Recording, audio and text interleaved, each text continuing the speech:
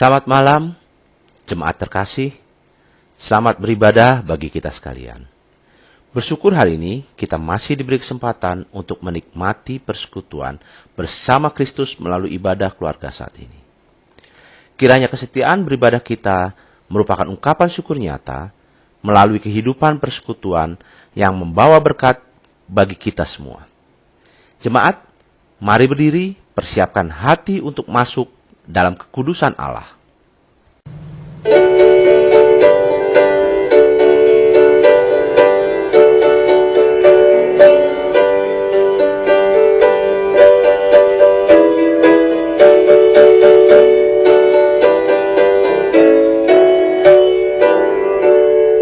Masuklah semua menghadap Tuhan, sujud di hadirat-Nya.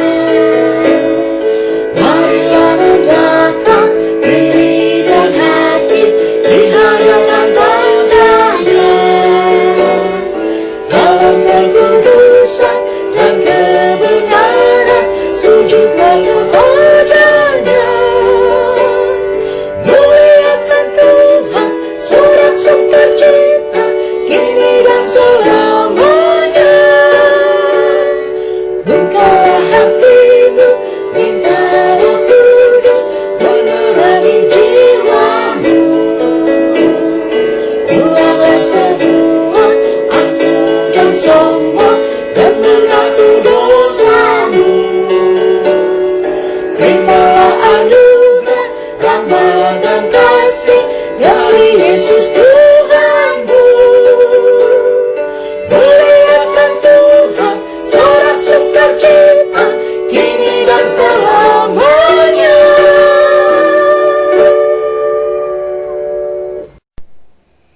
Mari kita berdoa. Ya Tuhan, kami jemaat-Mu berkumpul di rumah kami masing-masing untuk memulai ibadah kami. Kami mohon agar Engkau memberikan penyertaan dan berkat pada jalannya ibadah hari ini. Dari awal hingga akhir ibadah. Biar hanya nama-Mu yang dimuliakan dan diagungkan dalam jalannya ibadah kami. Serta biarlah Roh Kudus yang memimpin kami untuk menjalankan ibadah sesuai dengan keinginan dan kehendak-Mu. Terima kasih Tuhan untuk penyertaan dan berkat-Mu selama berlangsungnya ibadah kami ini. Haleluya. Amin. Jemaat dipersilahkan duduk. Mari kita membaca Mazmur berbalasan yang diambil dari Mazmur 108 ayat 1-6. Hatiku siap ya Allah. Aku mau menyanyi, aku mau bermazmur. Bangunlah, hai jiwaku. Bangunlah hai gambus dan kecapi. Aku mau membangunkan fajar. Aku mau bersyukur kepadamu di antara bangsa-bangsa, ya Tuhan. Dan aku mau bermazmur bagimu di antara suku-suku bangsa. Sebab kasih-Mu besar mengatasi langit. Dan setiamu sampai ke awan-awan. Tinggikanlah diri-Mu mengatasi langit, ya Allah. Dan biarlah kemuliaan-Mu mengatasi seluruh bumi.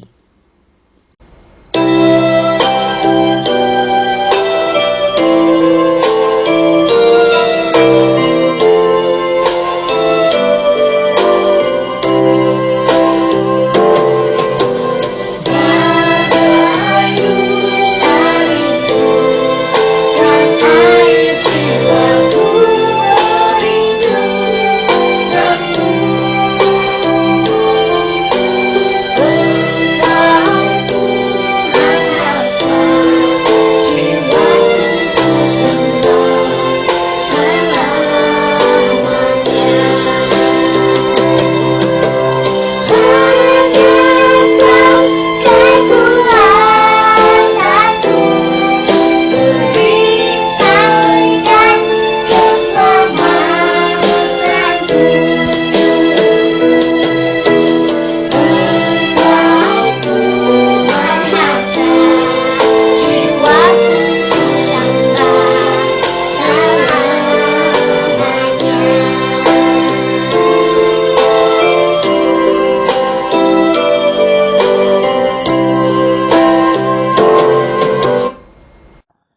Saudara-saudara, mari kita berdoa.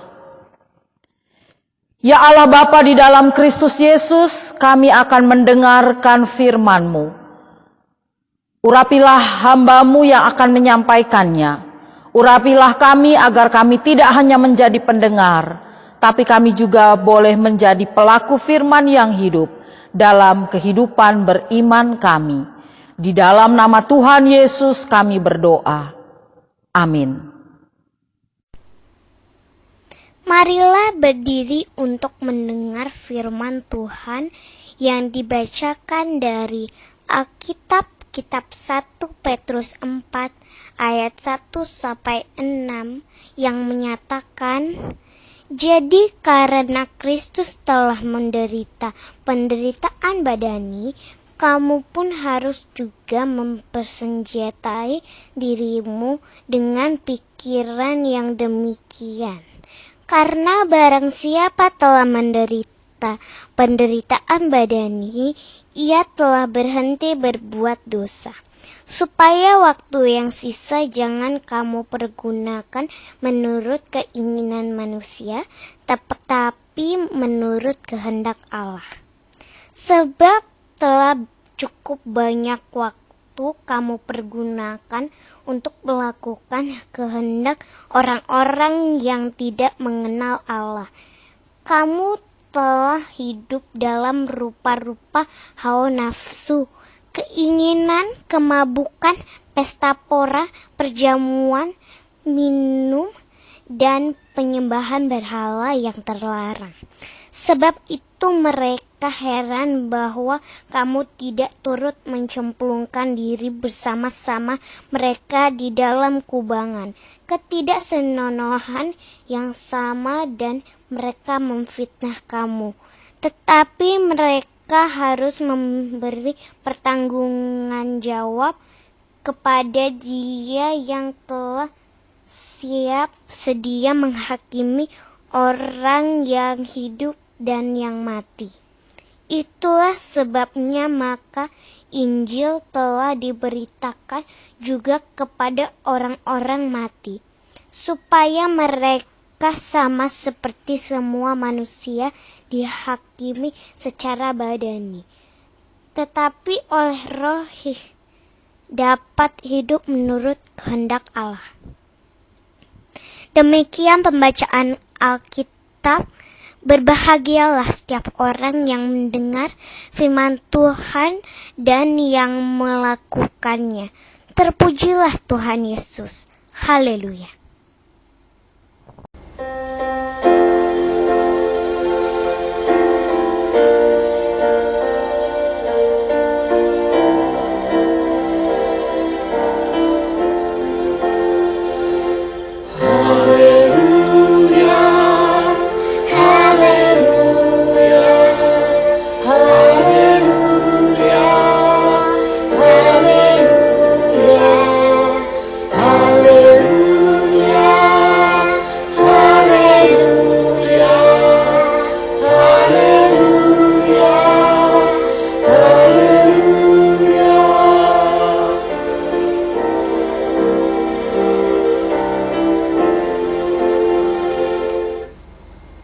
Jemaat dipersilakan duduk.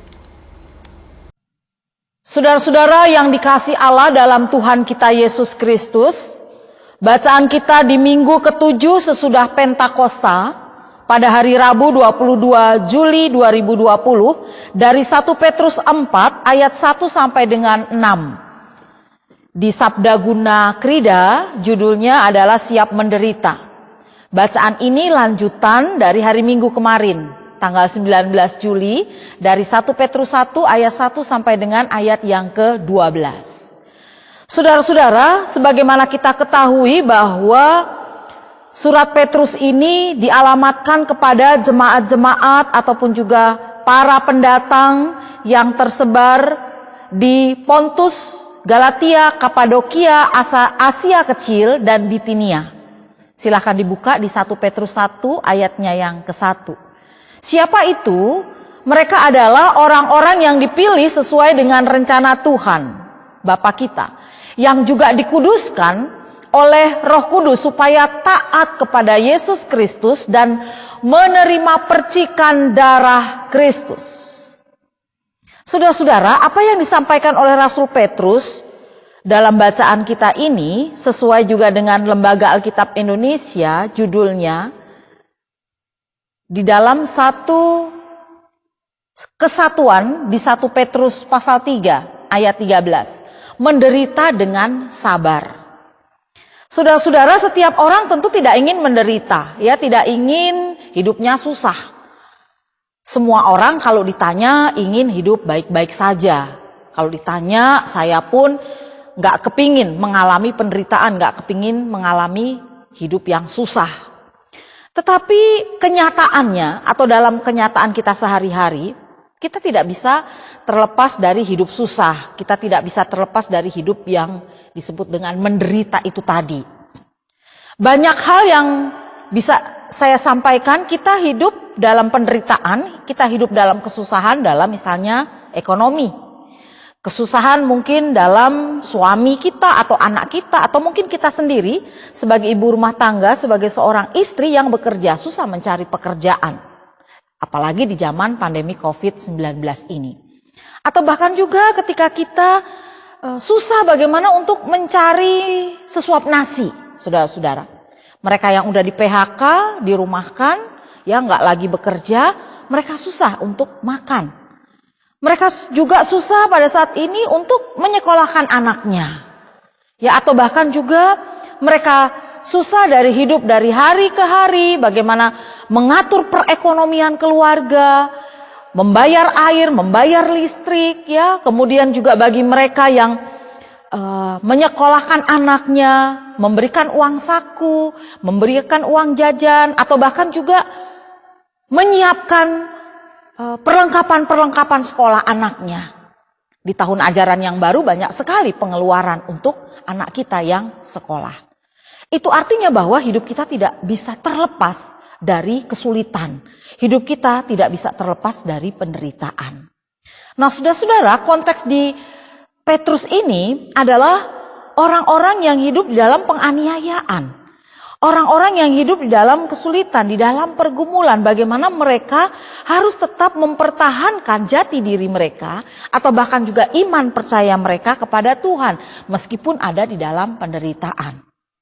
Sebagaimana bacaan kita hari Minggu yang lalu, tanggal 19 juga banyak sekali mengarahkan kepada kita, tentunya tidak hanya kepada jemaat para pendatang, tetapi tetap kepada kita untuk tetap kuat, untuk tetap bersabar, untuk tetap bertahan di dalam penderitaan itu.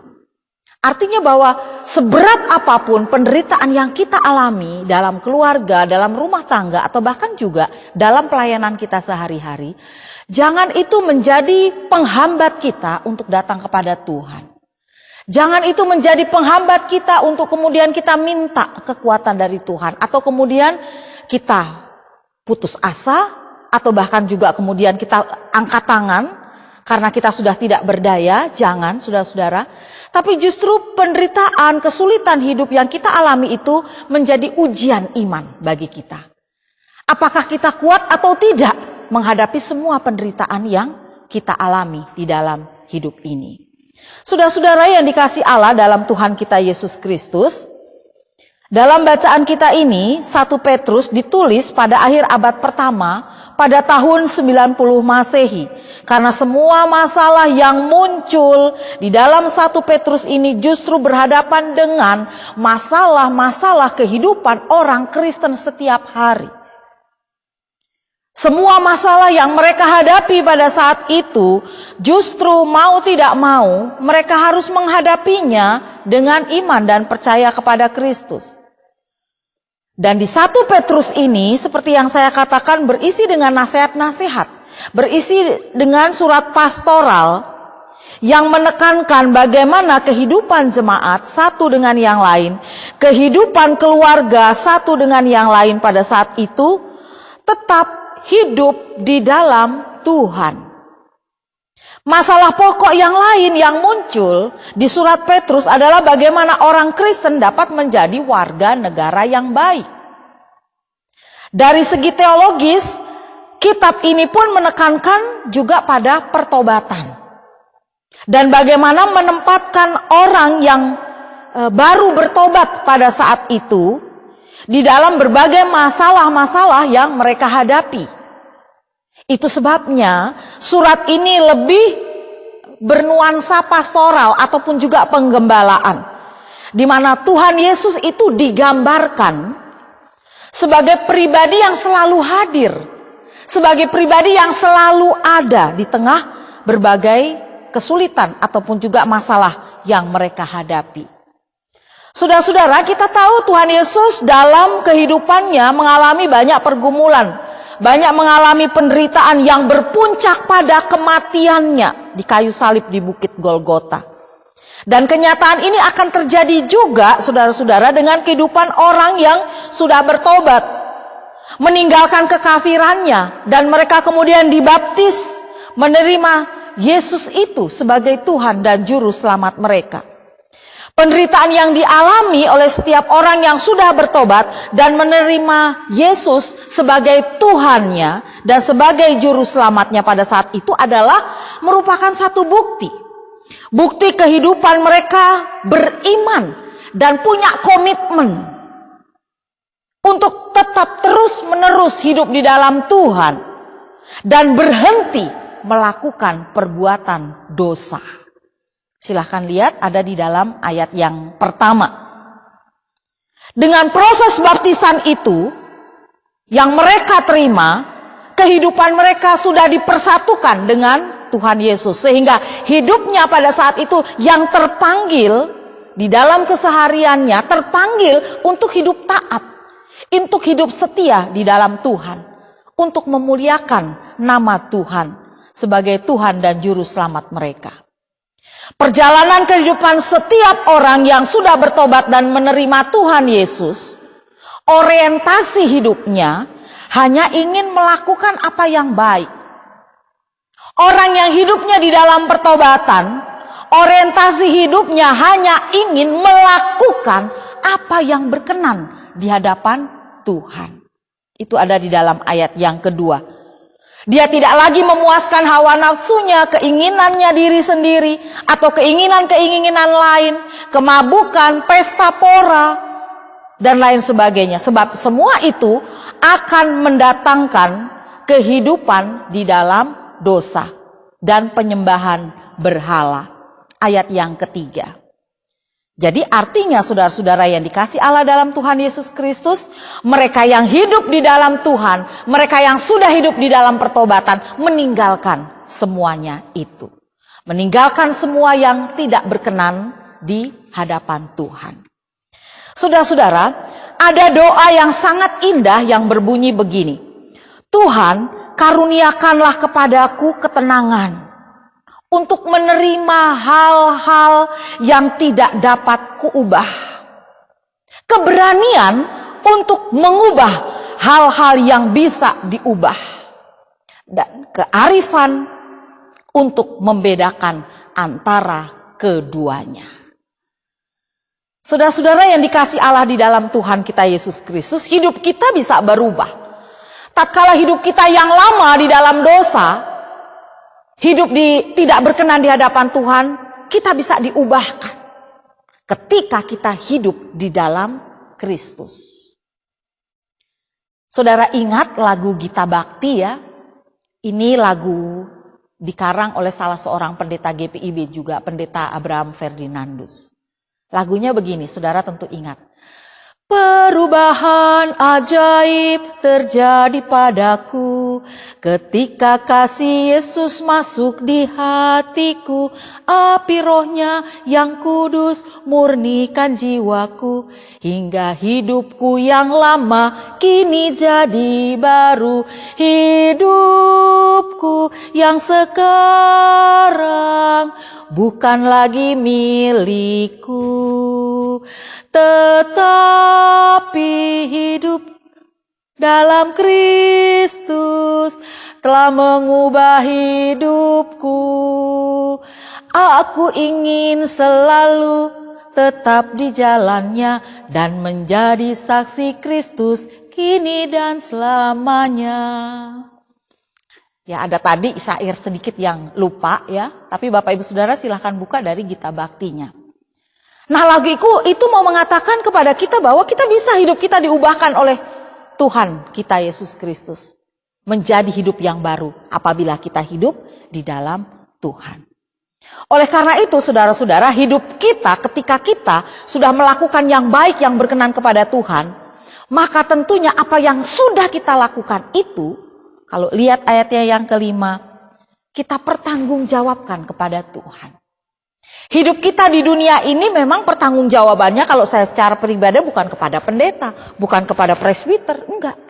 Tapi hidup saya, pertanggungjawaban hidup saya sendiri, saya berikan atau saya pertanggungjawabkan itu kepada Tuhan. Tetapi mereka harus memberi pertanggungan jawab kepada Dia yang telah siap sedia menghakimi orang yang hidup dan yang mati. Itulah sebabnya maka Injil telah diberitakan juga kepada orang-orang mati supaya mereka sama seperti semua manusia dihakimi secara badani, tetapi oleh roh dapat hidup menurut kehendak Allah.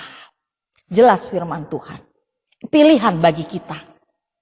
Kita mau hidup dalam penghakiman ya kelak nanti ketika kita di dalam dunia ini belum melakukan yang baik atau belum hidup dalam pertobatan, atau sebaliknya hidup pertanggungjawaban iman kita yang baik itu kelak kita pertanggungjawabkan kepada Tuhan juga nantinya. Nah, tentu pilihan ini menjadi pilihan bagi kita ketika kita mau hidup di dalam Tuhan. Ya, ketika kita mau hidup di dalam pembaruan. Ketika kalau saya mengatakan saya sudah percaya Yesus, saya beriman di dalam Yesus, setiap hari Minggu saya ke gereja, setiap hari Minggu saya juga mengucapkan pengakuan iman rasuli dan lain sebagainya. Saya sudah hidup baru, tunjukkan itu di dalam perilakumu. Ketika saya mengatakan saya hafal ayat-ayat Alkitab, saya hafal firman Tuhan, tunjukkan itu juga di dalam perilakumu. Ketika kita mengatakan bahwa saya orang saleh, saya rajin memberikan persepuluhan, saya rajin memberikan persembahan kepada Tuhan di dalam gereja. Tunjukkan itu juga dalam sikap hidupmu setiap hari dan setiap saat. Artinya, keimanan kita harus berpadanan, harus berjalan seiring sejalan, harus serasi, harus selaras dengan tindakan dan perbuatan kita.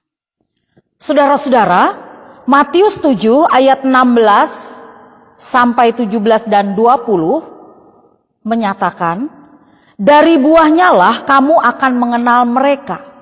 Dapatkah orang memetik buah anggur dari semak duri atau buah ara dari rumput duri? Demikianlah setiap pohon yang baik menghasilkan buah yang baik, sedang pohon yang tidak baik menghasilkan buah yang tidak baik. Jadi dari buahnya lah kamu akan mengenal mereka. Amin. Saat teduh.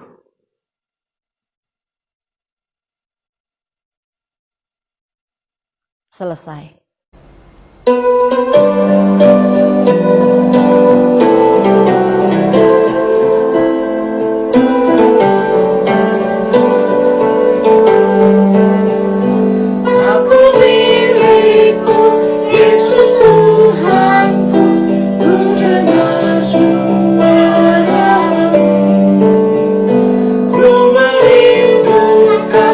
Datang mendekat yang diraih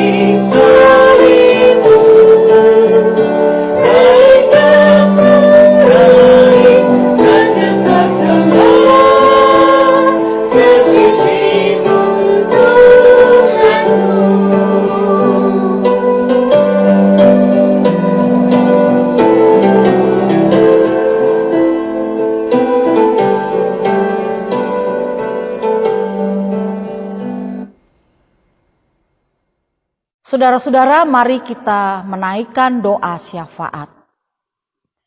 Ya Allah, Bapa kami yang di surga, terima kasih firman-Mu mengingatkan kami agar kami hidup di dalam pertobatan. Kami hidup di dalam kuasa Tuhan. Kami hidup menjauhi yang jahat. Kami hidup benar. Kami hidup suci dan kudus.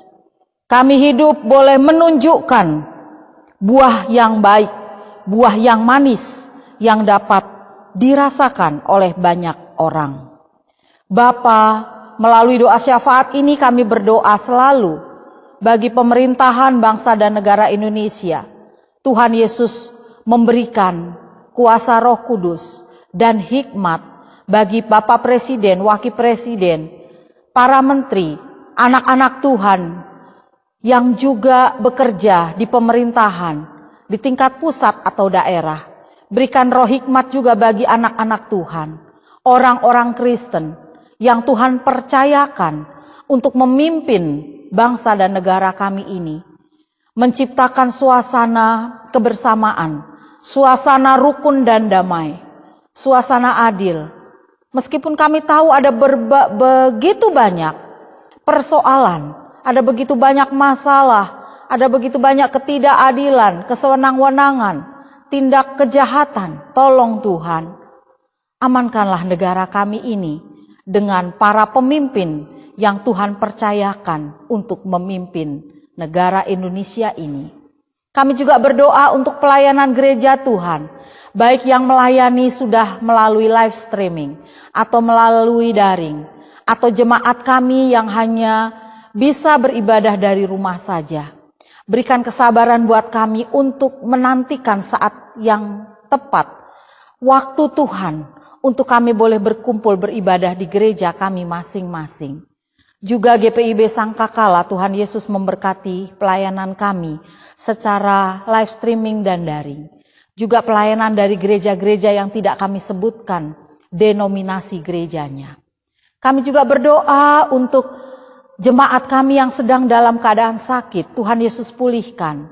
Bapak John Kapoh, Bapak Penatua Daniel Lepar, juga yang sudah lanjut usia, PKLU. Berikan juga kesukacitaan mereka, hidup bersama anak-anak mantu dan cucu mereka, cicit mereka, bahkan menikmati hari tua mereka Tuhan, dengan syukur. Kami juga berdoa buat anak yatim piatu, buat mereka yang ada di penjara, buat mereka yang ada di kem-kem pengungsian. Tuhan cukupkan semua kebutuhan hidup mereka. Termasuk juga bagi kami para orang tua yang memilih anak-anak yang saat ini sedang sekolah di luar Jakarta Tuhan.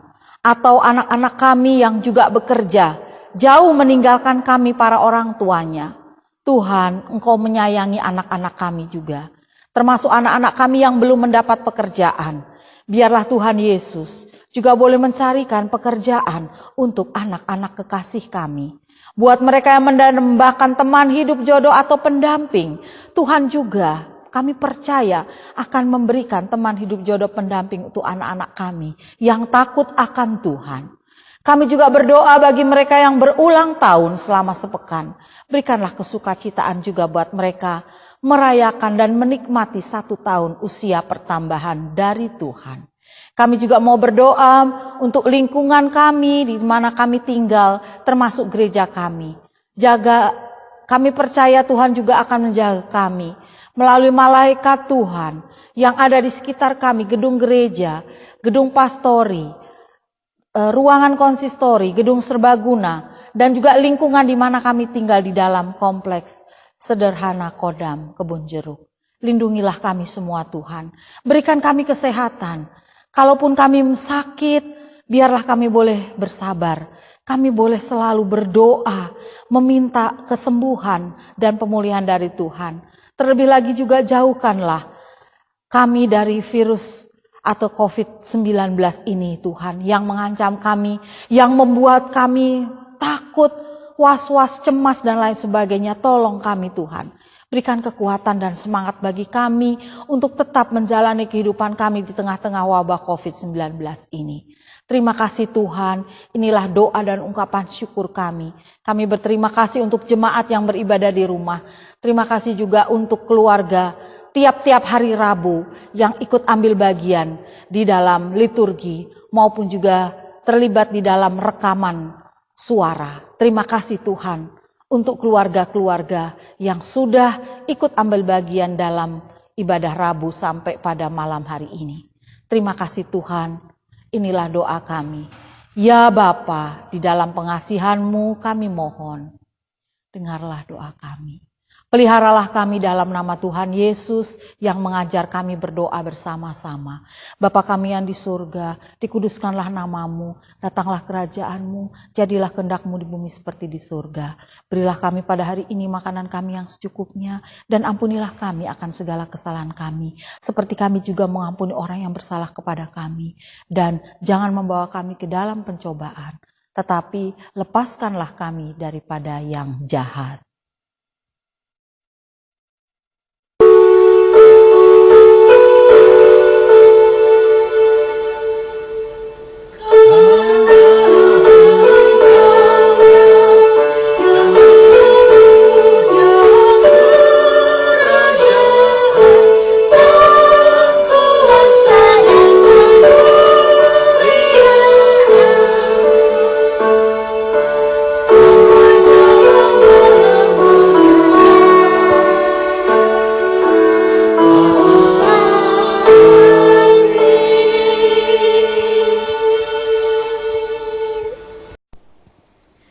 Marilah kita mengungkapkan syukur dengan hati, mulut, dan tangan kita, serta mengingat pesan dalam Alkitab yang tertulis di Mazmur 119 ayat 108 yang menyatakan, kiranya persembahan sukarela yang berupa puji-pujian berkenan kepadamu ya Tuhan, dan ajarkanlah hukum-hukum-Mu kepadaku. Tuhan memberkati saudara dan persembahan saudara.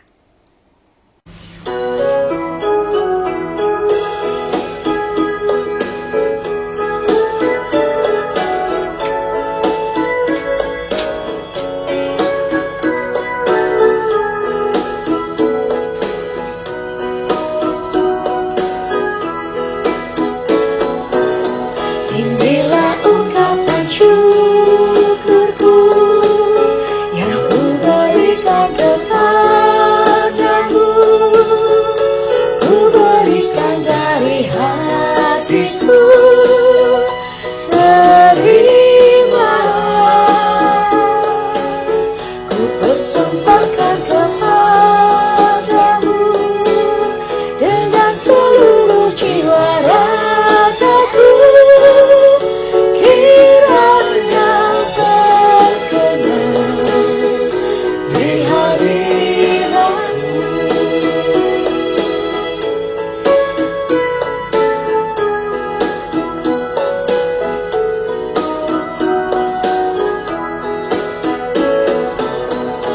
Ajarlah aku ya Tuhanku, menjadi alat di tangan-Mu untuk menyalurkan kasih-Mu di dunia. Utuslah aku ya Tuhanku, menolong orang miskin dan lemah.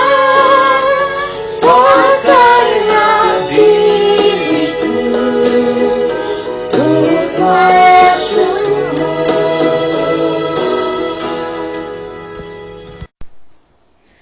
Jemaat dipersilakan berdiri, kita akan menaikkan doa persembahan. Allah Bapa kami yang bertahta dalam kerajaan sorga, terima kasih kami ucapkan, karena Engkau telah memberi kami kesempatan beribadah hari ini. Terima kasih atas firman yang telah disampaikan oleh hamba-Mu, kiranya Engkau memberkati apa yang telah kami berikan, besar kecilnya persembahan kami. Dan kiranya persembahan ini dapat berguna untuk pelayanan pekerjaan Tuhan di tempat ini, sehingga nama-Mu dipuji, dimuliakan. Terima kasih ya Tuhan, inilah doa kami. Di dalam nama Tuhan Yesus kami berdoa dan mengucap syukur. Amin.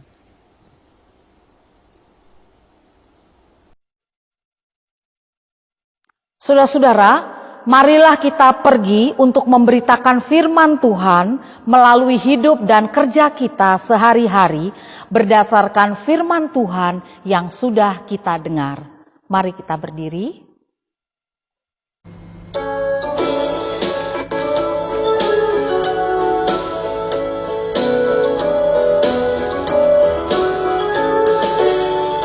Hai, pergi dan wartakan Injil Kristus dalam karya dan dalam kuasa-Mu, baik di rumah, sekolah dan di kantor, juga di setiap waktu dan tempat. Bawa kasih dan bawa sukacita, panjang sabar serta lemah lembut. Itu sikap yang harus kau lakukan, karena Kristus nyata dalam hidupmu.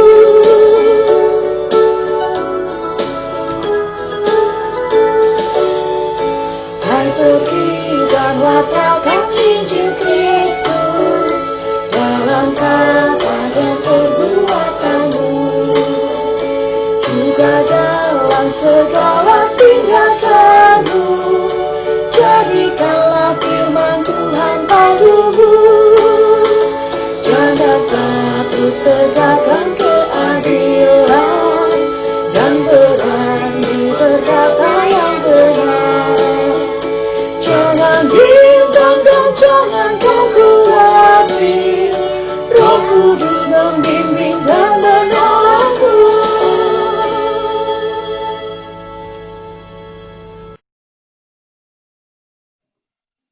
Saudara-saudara, terimalah berkat Tuhan. Sebab Tuhan, Dia sendiri akan berjalan di depanmu, Dia sendiri akan menyertai engkau, Dia tidak akan membiarkan engkau dan tidak akan meninggalkan engkau.